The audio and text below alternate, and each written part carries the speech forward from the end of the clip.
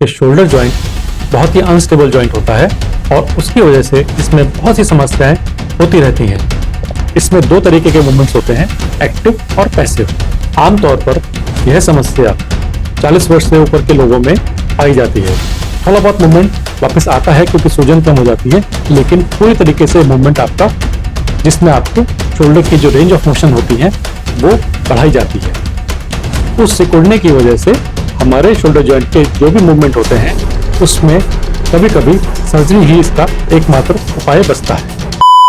दोस्तों नमस्कार, मैं डॉक्टर मयंक गुलाटी, फिजियोथेरेपिस्ट, इंस्पोटॉक्स के इस नए एपिसोड में आपका बहुत बहुत स्वागत करता हूं। आज का हमारा टॉपिक बॉडी के उस जॉइंट के बारे में है जो बहुत ही फ्लेक्सिबल होता है, बट उसके साथ ही बहुत ही अनस्टेबल भी होता है, और उसी अनस्टेबिलिटी की वजह से इसमें बहुत सी समस्याएं होती रहती हैं।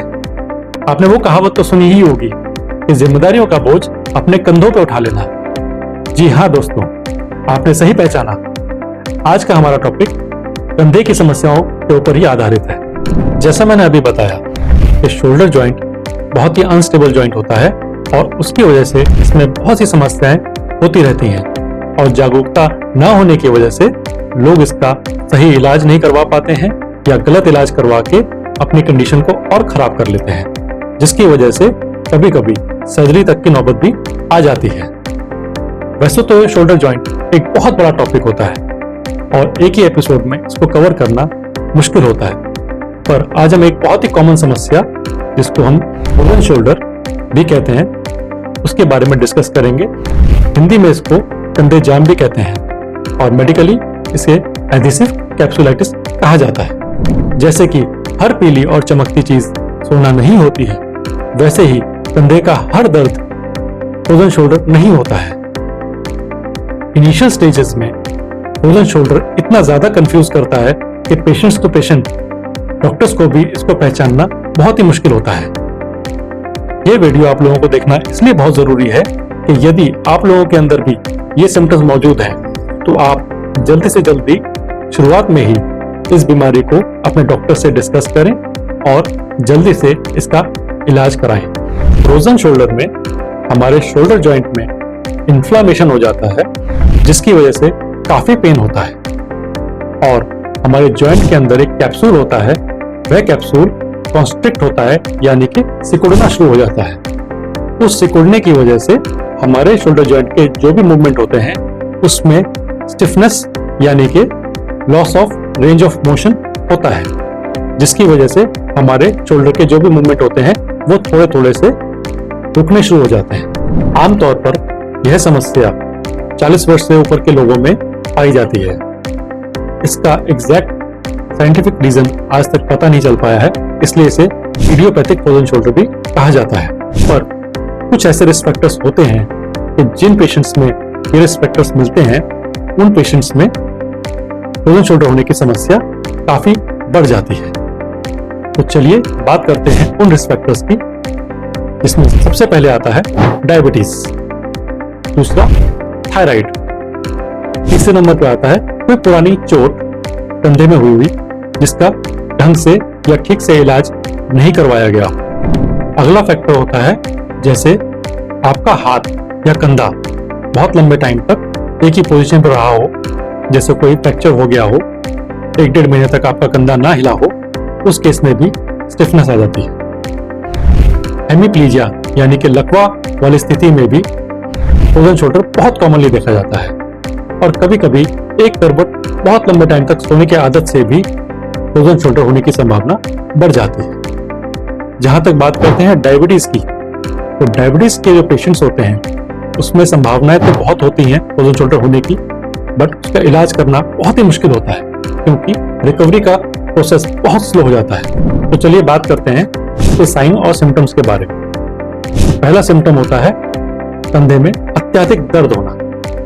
यह दर्द थोड़ा सा अलग तरीके का होता है। जब हम अपने शोल्डर का मूवमेंट करते हैं तब तो यह दर्द होता ही है, परंतु रात के वक्त जब हम लेटते हैं तो यह दर्द बहुत अधिक बढ़ जाता है, और कभी कभी दर्द इतना ज्यादा होता है कि पेशेंट्स रात भर लेटकर सो नहीं पाते हैं और उनको बैठकर ही सोना पड़ता है। दूसरा होता है loss of range of motion, यानी कि कंधे के मूवमेंट्स का रेस्ट्रिक्ट हो जाना या रुकना। शुरुआती स्टेजेस में पेशेंट्स का हाथ पीछे की तरफ जाने में पेन और टाइटनेस या स्टिफनेस फील होती है। उसके बाद इस तरीके से हाथ सर के पीछे ले जाने में भी स्टिफनेस फील होती है और पेन होता है। आगे जाके जैसे जैसे ये बीमारी बढ़ती है वैसे वैसे सभी मूवमेंट्स हमारे शोल्डर के रेस्ट्रिक्ट होते जाते हैं। तो पहले जान लेते हैं कि मूवमेंट्स का रेस्ट्रिक्शन हम लोग कैसे पहचानते हैं। इसमें दो तरीके के मूवमेंट्स होते हैं, एक्टिव और पैसिव। एक्टिव मूवमेंट होता है जिसमें हम लोग शोल्डर को मूव करते हैं अपनी ताकत लगा के खुद से।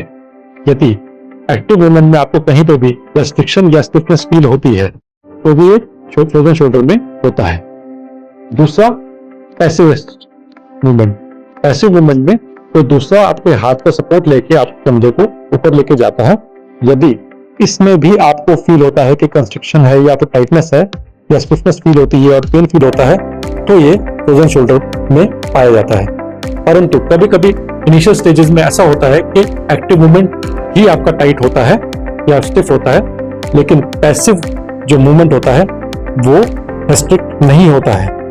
ये बहुत ही कंफ्यूजन वाली स्टेज होती है क्योंकि इनिशियल स्टेज में कुछ भी पता नहीं चल पाता है ठीक से, इसीलिए इसको डायग्नोस करना बहुत जरूरी होता है। यदि ये सिम्टम्स आपको मिलते हैं तो आपको तुरंत इसका डायग्नोस कराना चाहिए और इलाज शुरू करना चाहिए। फ्रोजन शोल्डर में 3 स्टेजेस होती हैं। पहली स्टेज होती है जिसे हम लोग फ्रीजिंग स्टेज कहते हैं। यह स्टेज एक महीने से लेके 3 महीने तक चलती है।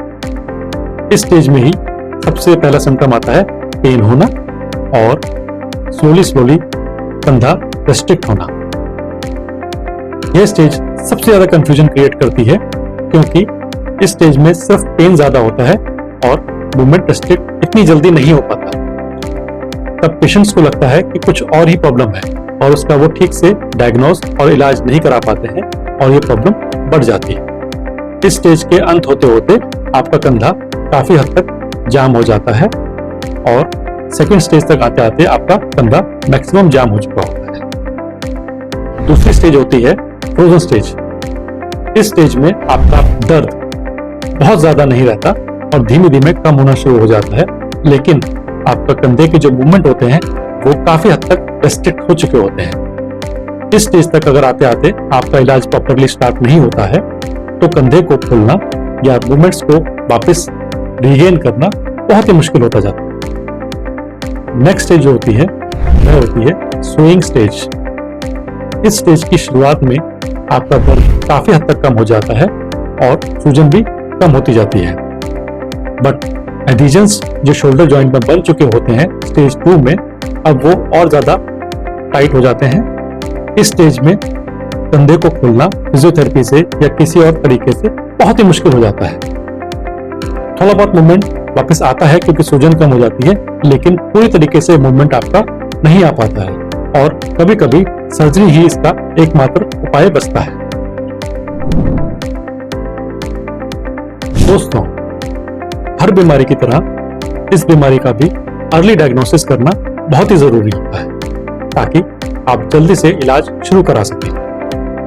यदि आपको भी ऐसे ही सिम्टम्स महसूस होते हैं अपने कंधे में तो आप पहले खुद सेल्फ डायग्नोसिस करें, सेल्फ एनालिसिस करें अपना, जिसमें एक्टिव और पैसिव मूवमेंट्स मैंने आपको बताए थे अभी, वो चेक करें। अगर वो रेस्ट्रिक्ट होते हैं तो हो सकता है कि आपको भी फ्रोजन शोल्डर हो चुका हो। लेकिन अगर आपको कुछ मिलते जुलते सिम्टम्स मिलते हैं और रेस्ट्रिक्शन ज्यादा नहीं मिलती है तो हो सकता है कि आपके शोल्डर में कुछ injury, bursitis, tendinitis, rotator cuff tear या बहुत सी अलग प्रॉब्लम्स होती हैं शोल्डर में, जिसका मैंने पहले आपको बताया था कि कंफ्यूजन करता है। तो इनिशियल सिम्टम्स फ्रोजन शोल्डर के इन सब बीमारियों के सिम्टम्स से भी मैच करते हैं, इसलिए बहुत कंफ्यूजन होती है। तो इसका भी इलाज और डायग्नोस कराना बहुत जरूरी है। तो जल्दी से जल्दी ये सिम्टम्स अगर आपको मौजूद हैं तो अपने डॉक्टर से या अपने फिजियोथेरेपिस्ट से कंसल्ट करें, इसका डायग्नोसिस कराएं और जल्दी से जल्दी इसका इलाज शुरू करें। तो यदि आपको भी फ्रोजन शोल्डर डायग्नोस हो चुका है तो चलिए बात करते हैं इसके इलाज के बारे में। फ्रोजन शोल्डर के ट्रीटमेंट में कुछ दवाइयां दी जाती हैं जिससे सूजन और दर्द में कमी आती है। फ्रोजन शोल्डर में सबसे अहम रोल फिजियोथेरेपी का होता है, जिसमें हम लोग कुछ मशीन्स यूज करते हैं जिससे आपका दर्द में आराम मिल सके। सूजन को कम करने के लिए भी कुछ मशीन्स की यूज की जाती है। उसके बाद नंबर आता है एक्सरसाइजेस का। एक्सरसाइजेस में हम लोग शोल्डर मोबिलाइजेशन एक्सरसाइज कराते हैं, जो कि आपके फिजियोथेरेपिस्ट आपके ऊपर करेंगे, जिसमें आपके शोल्डर की जो रेंज ऑफ मोशन होती है वो बढ़ाई जाती है मैनुअल तरीके से, प्लस कुछ इंस्ट्रूमेंट्स की सहायता से, जिसमें shoulder wheel, shoulder pulley, wall ladder exercises, pendulum exercises आदि शामिल होती है। इन सब एक्सरसाइजेस के साथ साथ हम आपके कंधे की मांसपेशियों को भी मजबूत करने की कोशिश करते हैं, जिसमें हम लोग डंबल्स का सहारा लेते हैं। रेजिस्टेंस बैंड या रेजिस्टेंस ट्यूब का अहम रोल होता है। एक बार आपका रेंज ऑफ मोशन बढ़ जाता है तो धीमे धीमे आपकी मसल्स में ताकत आनी भी शुरू हो जाती है और कुछ टाइम के बाद आपका कंधा काफी हद तक ठीक हो जाता है। फिजियोथेरेपी सेशंस की ड्यूरेशन डिपेंड करती है आपका स्टेज क्या है। जितना जल्दी आप फिजियोथेरेपी स्टार्ट कराते हैं उतनी ही जल्दी आप इस प्रॉब्लम से निजात पा सकते हैं। तो उम्मीद करता हूं कि इस वीडियो में आपको फ्रोजन शोल्डर से रिलेटेड कुछ नई जानकारी मिली होगी। ऐसे ही इंफॉर्मेटिव वीडियोस को देखने के लिए हमारे चैनल को सब्सक्राइब करें, वीडियोस को लाइक करें, सबके साथ शेयर करें, और यदि आप कुछ पूछना चाहते हैं या कोई नई वीडियो बनवाना चाहते हैं तो नीचे दिए गए कमेंट सेक्शन पे आप कमेंट भी कर सकते हैं। मुझसे कंसल्ट करने के लिए नीचे दिए गए व्हाट्सएप नंबर पे कांटेक्ट करें। इसका टाइमिंग और एड्रेस दिया गया है। उम्मीद करते हैं जल्दी मिलेंगे नए वीडियो के साथ। Till then stay fit and live healthy.